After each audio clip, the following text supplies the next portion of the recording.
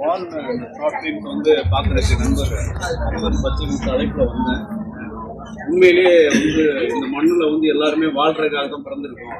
யாரும் வந்து அழைப்பு வர்றதுக்கு முன்னாடியே சாவறதுக்கு காரணங்கள் இருக்கக்கூடாதுன்றத ரொம்ப தீர்க்கமாக எடுத்து ஒரு 10-15 நிமிஷத்துல வந்து சொல்லியிருக்காரு.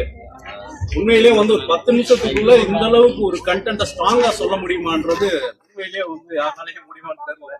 ரொம்ப அழகா பண்ணியிருக்காரு சமீர். இந்த இதுல வந்து மெசேஜ் பாத்தீங்கன்னாக்க ஒரு அப்பாவுக்கும் பொண்ணுக்குமான ஒரு விஷயத்த ஒரு கன்வேல டயலாக்ல எல்லாத்துலயுமே ரொம்ப ஷார்ட் பண்ண என்ன சொல்ற ஷார்ட் டைம்ல வந்து சொல்றது இமீடியட்டா இருக்கு. எனக்கு பார்த்த ஆடியன்ஸ் வந்து கிட்டத்தட்ட 50 பேர் அந்த ஸ்கிரீன்ல உட்காந்துருக்கோம் நினைக்கிறேன். 50 பேர்லயும் கண்டிப்பா கண் கலங்கி இருப்பாங்க.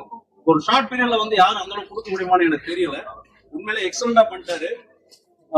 அதுல உள்ள மெசேஜ் எப்படியாப்பட்ட பிரச்சனையும் பேசுனா ஒரு நிமிஷத்துல அது வந்து ஒரு மாற்றத்துக்கு உட்படும் அப்படின்ற அந்த உறவுகளுக்குள்ள வழிய எளிமையா வந்து கடத்தி எல்லாருக்கிட்டையும் கண்கலங்க வச்சிட்டாரு. இவர் மாதிரி இயக்குனர் இந்த தமிழ் சினிமாவில் தவிர்க்க முடியாத ஒரு இடத்துக்கு வரணும்னு உங்க எல்லாரும் சார்பா நான் கேட்கிறேன்.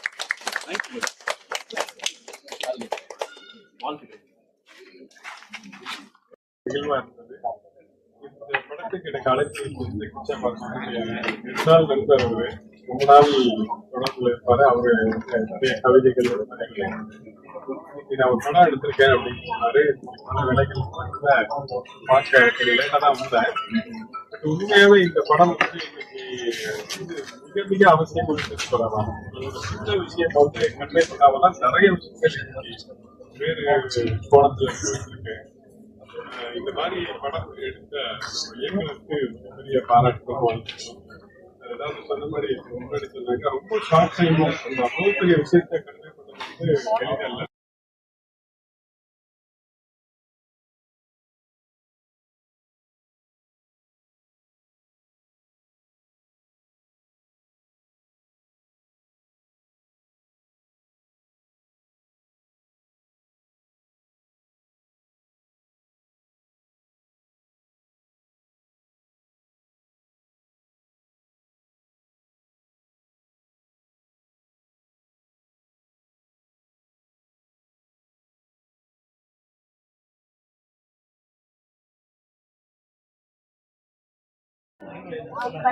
என் பேர் அனன்யா. நான் ஒரு டப்பிங் ஆர்டிஸ்ட்.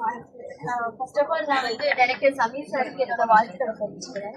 ஏன்னா இந்த ஸ்ட்ரெஸ்ஸான லைஃப்ல நிறைய பேர் சட்டுன்னு முடிவு எடுத்துடுறாங்க. வாழ்க்கையை முடிச்சுக்கிறதுங்கிறது ரொம்ப ஈஸியான விஷயம். ஆனா அது பண்ணக்கூடாது. ஒரு 10 நிமிஷம் யோசிச்சீங்கன்னா வாழ்க்கையை நம்மளால மாத்திட முடியும். சொன்ன விஷயம் நல்லா இருந்தது. நம்ம சாகிறதுக்கு இத்தனை வழி தேடும் போது வாழ்றதுக்கு எவ்வளவோ வழி இருக்குன்றது அதை நிறைய பேர் யோசிக்கிறது இல்லை. அதோட அந்த டைட்டில் வாழ் அதுக்கு கீழே ஒன்று மென்ஷன் பண்ணியிருந்தாங்க, படைத்தவன் அழைக்கும் வரை அப்படின்னு. அது உண்மையிலே ரொம்ப உருக்கமா இருந்தது.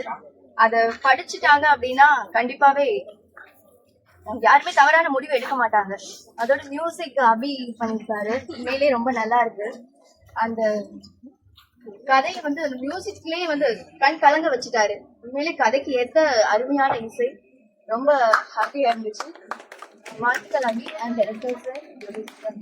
வாழ்த்துக்கள்.